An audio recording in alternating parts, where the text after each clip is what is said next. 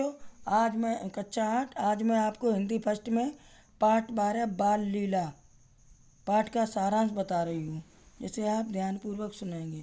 सारांश। श्री कृष्ण के बचपन की क्रियाकलापों से जुड़े ये 2 पद सूरदास द्वारा रचित हैं।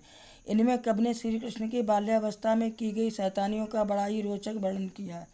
जब गोपियों ने यशोदा माँ से श्री कृष्ण की शिकायत की कि आपका बेटा मेरा सारा माखन खा जाता है, तब श्री कृष्ण ने कहा, मैया मैंने माखन नहीं खाया है। सुबह होते ही आप मुझे मधुबन भेज देती हो। वहाँ पूरे दिन मैं गायों को चराता हूँ और बरगद के पेड़ के नीचे बैठा रहता हूँ।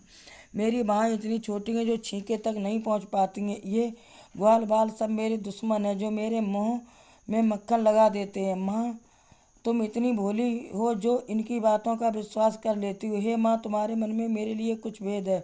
ऐसा लगता है कि तुमने मुझे जन्म ही नहीं दिया। ये लो अपनी लाठी और कंबल। इसने मुझे बहुत नाच नचाया। कृष्ण की ये बातें सुनकर यशोदा हंसती हुई उन्हें अपने गले से लगा लेती हैं। दूसरे पद में श्री कृष्ण जी आगे कहते हैं कि हे माँ, मुझे भाई बलभद्र यह कहकर चिढ़ाते हैं कि तुम्हें यशोदा ने जन्म नहीं दिया है, किसी से खरीदा है।